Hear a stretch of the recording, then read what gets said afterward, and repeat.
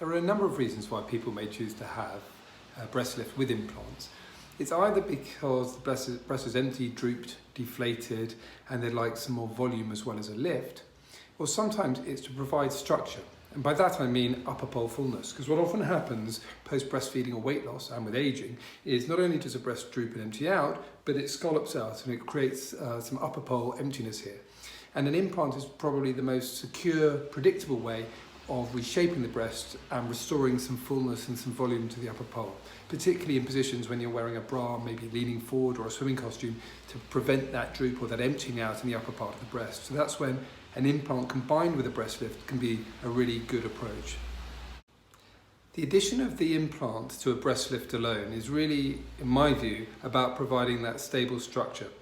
The upper pole fullness, the shape of the breast, and really the combination of the implant with the breast lift is the most accurate and powerful way of reshaping a breast after pregnancy, weight loss, or aging changes. It's not for everyone, and you've got to be prepared to have the implant, and with that, further surgery down the line, because implants will not last forever. But it does provide something that I think a breast lift on its own can't achieve. So the way a breast lift with an implant is done is really combining both those operations. I start by using a breast implant sizer, a temporary implant, to insert into the breast once I've made a pocket either above or below the muscle, depending on your individual characteristics. I'll then test my markings that I'll have made by temporarily stitching everything up and sitting you right up on the table to see how the breast looks, where the nipple is, and whether I need to make any adjustments. If I'm happy with things, or I've made the adjustments, I can then remove the excess skin, remove any breast tissue I might need to remove, particularly from the lower pole underneath the nipple to reshape the breast, and then it can be stitched with internal as well as skin stitches, with replacement of that sizing implant with a fixed volume permanent implant that would have been chosen specifically for you and for your desires and breast characteristics.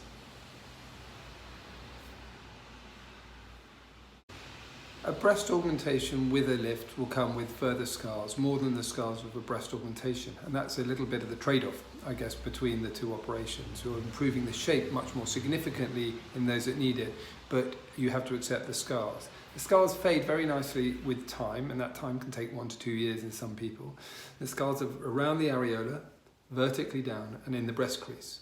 The scar most people worry about most is actually the vertical scar between the nipple and the breast crease. But interestingly, over time, this is a scar that I think is the best scar on the breast. It's the one that fades the most. And in fact, if you look at a variety of before and after pictures that are a year plus down the line, I think you'll agree that that is the best scar, the most faded scar, and the hardest to notice scar. So I hope that reassures you if you're worried about that particular scar, as a lot of people are. Recovery after an augmentation mastopexy is, on the whole, around 6 weeks in total. So the first 2 weeks are taking it very easy. You'll still have tapes on your wound and you wouldn't be able to lift anything heavy at all. But by 6 weeks, you should be able to get back to most things you'd like to do. You should be able to go swimming, undertake exercise, as long as everything's healed. And between that 2 week and that 6 week period, it's a case of gradually and sensibly building up activity and just slowly increasing what you're doing. Start with gentle sessions on an exercise bike and gradually increase that over the next few weeks. But no heavy lifting, nothing that's going to put the wounds under too much strain. The risks of a breast lift with implant really combine the risks of having a breast implant and the risks of a breast lift. And the breast implant risks relate to long-term risks about the implant, which I've gone through in other videos, but just to summarize, things such as capsular contracture or hardening of the scar tissue around the implant rupture, ALCL, amongst others. And the breast lift risks include wound healing problems, and very rarely, but very importantly, is death of the nipple or part of the nipple that may require dressings or even further surgery. Fortunately, this isn't a common occurrence.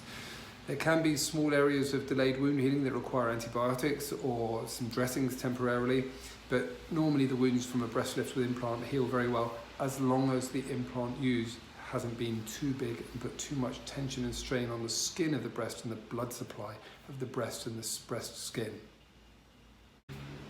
The waterfall effect describes the laxity of the skin and breast tissue effectively falling over an implant. And it's seen in an aging breast, in a post-pregnancy breast that's already got an implant in it, often if no breast lift has been done, or even if a breast lift was done in the past with further changes. So one of the indications to do a breast lift with an implant is in someone with a looser, slightly droopier breast, who has a higher risk of developing a waterfall effect if they have a breast implant alone without the addition of a lift. Because we really want that breast skin and the breast tissue to